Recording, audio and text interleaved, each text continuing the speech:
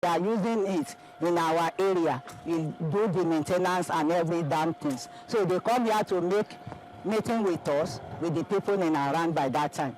So, and even though the woman that at Yaba local government too, she came to us by that time. When they do it later, I volunteer myself to spend about 35,000 in repairing about the sum of it. Later now, this thing again begin have the complaint. The people that is using this water, they are level themselves 500, 200, 100 in order to maintain it. Addressing sustainable urbanization will entail the consideration of its economic, social and environmental implications and connections, and it will require collective action by a wide range of stakeholders, including governments, the United Nations system, private enterprises, civil society, and communities. How can cities be at the forefront of new initiatives that will help people prepare for these impacts and strengthen their resilience? Most times our policies are well written, but the implementation are always the issue. For instance, part of the risk identified by the IPCC is that the cities in the coastal area will have a serious issue. Typically looking at Lagos, they will have to start looking at about our urban planning, about our urban renewal system. How do we use our coastal hedges? Places like the Lekki Peninsula, the Victoria Highland, how do we manage this access? What will be the effect if there's sudden increase in? So these are the issues we must focus on. So if you're looking at the issue of flood in the coastal areas, we must be looking at urban issues with regards to our cities in the urban, in the coastal areas. If you are looking about the effect of climate change on agriculture, then we must be looking at our hinterland and coming up with agricultural policies that will encourage us to find means of mitigating against climate change, such that the rural-urban migration will be stemmed down. Because what it means is that when the local people are at risk, they move to Lagos looking for manufacturing jobs, putting more pressure. So you have to balance all the sectors. Urban centers in the country are less concerned about the increased rate of environmental dilapidation. This has hindered the growth of many sectors, which in return has stagnated the economy over the years. There is an increasing level of disparity between urban and rural areas. The problems of the urban areas are as a result of the influx of people from the rural areas, traffic congestion, and population, amongst others. Some problems arise due to the pressure of people using the facilities compared to the number of people it was designed for. Nigeria's urban infrastructure is crumbling. Water supply, sewage, sanitation, drainage, roads, electricity, and waste disposal all suffer from years of serious neglect. Periodic and routine maintenance, by far the most cost-effective infrastructure, spending is almost zero. It has become the norm in Nigeria to wait for a capital infusion to rehabilitate, replacing instead of maintaining the infrastructure.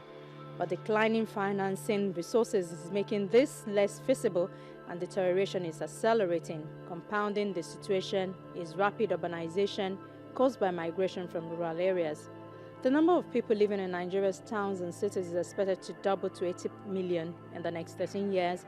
Urbanization is a positive force in development. Cities and towns are home to most industries, commerce and services, all of which can be highly productive. Urban pollution and poor management of municipal waste add to the health hazards. Numerous industries dump untreated and often toxic liquids in open gutters, streams, rivers and lagoons. And as elsewhere, fumes from vehicles contaminate the air and water. Over 55% of infrastructures across urban centers in Nigeria have not been fully operational for the past decade. This is associated with poor urban renewal plans, lack of regeneration policies, increased poverty, insecurity, corruption, insufficient environmental regeneration, stakeholders' differences, and inefficiency in incorporating people's initiatives. Nonetheless, sustainable urban renewal in Nigeria is important to mitigate against climate change challenges. This is because while most urban centers are located on low-lying coastlines, Others are located in the arid zones of the country. The increased number of aged buildings in most urban centers such as Lagos, Ibadan, Kano and Port Harcourt has also increased the demand for urban renewal across Nigeria. Moreover, the infrastructure gap between urban populace and the environment has continued to widen. The first urban slum renewal in Nigeria was implemented in 1951 with a slum area of about 28.34 hectares in central Lagos. This urban renewal project was initiated due to poor accessibility, inadequate parking facilities, poor drainage and sewer systems, and lack of open space. Also, the poor health condition and waste disposal systems in urban slums have increased the outbreak of communicable diseases. Lack of sufficient funds limited the success of the first urban regeneration project in Nigeria. Other regeneration projects across the country have also been marred by lack of resettlement plan for existing occupants in such areas. Increased poverty and social injustice are also issues that have been made of major concern. The plight of major residents displaced forcefully by the military government of Lagos State in 1991 during its regeneration exercise readily comes to mind. Other challenges faced by the urban renewal in Nigeria include poor urban regeneration policy, low level of awareness, insufficient urban-built environment professionals, differences in stakeholders' interest, and lack of infrastructural database. Extreme deprivation remains a major concern for more than 1 billion people living in slums. Cities continue to be the major contributor to the total greenhouse gas emissions. Urban centers account for 70% of the world's gross domestic product. Then you have to look at what does the urban planning law in those states says with regards to the IPCC statement. Is the urban department or the ministry in charge of such actually aware of the IPCC report? If it does, what does it do to make sure that the effect will not be so much on the people? Are we looking at the kind of foundation we are doing so that it doesn't impact so much and create depression? Those are the things we have to talk about. If you are talking about the usage of water, are we talking about getting more dams or making the dams that we have more effective? Are we looking at the culture of the people? People put on their lights from morning till evening, and there's actually no light. We now use a lot of generator, and actually, come to think of it, is it that the so-called non-industrialized country, who uses almost 80% of the generators in the world, are they actually not polluting? These are the questions. 70% of, or 80% of Victoria Island is actually running on generator as we speak. Or practically almost 60 to 70 or 80% of Lagos is running on generator as we speak. Is that not part of the climate change issue we're talking about? That's part of the emission process.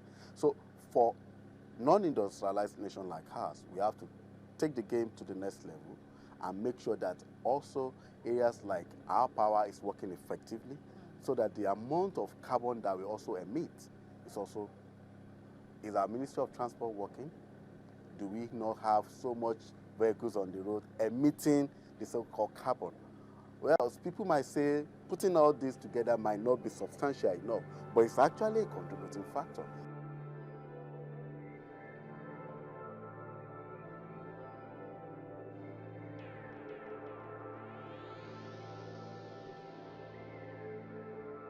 The aim of the United Nations meeting is to provide a multi-stakeholder platform to demonstrate how urbanization can be transformation in the integration of economic, social, and environmental dimensions of sustainable development.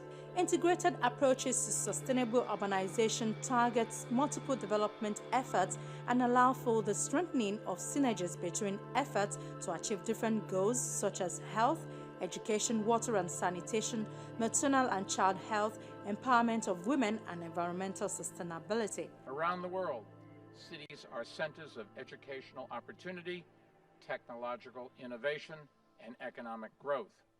And more than ever, cities are also crucial to environmental sustainability And they're the key to confronting the greatest environmental threat facing the world today, and that is climate change.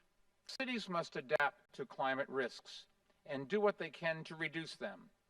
But those actions can bring other benefits as well, because local investments in sustainability also help attract private investment, drive economic growth, improve public health, and raise the standard of living. As impact of climate change becomes more evident and widespread, cities will need to be prepared to adapt to new challenges to safeguard their large populations.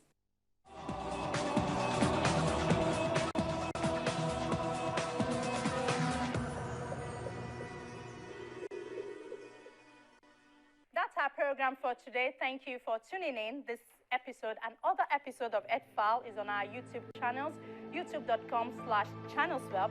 And should you have any comments or questions, our inbox, edfile@channelstv.com, is available any day.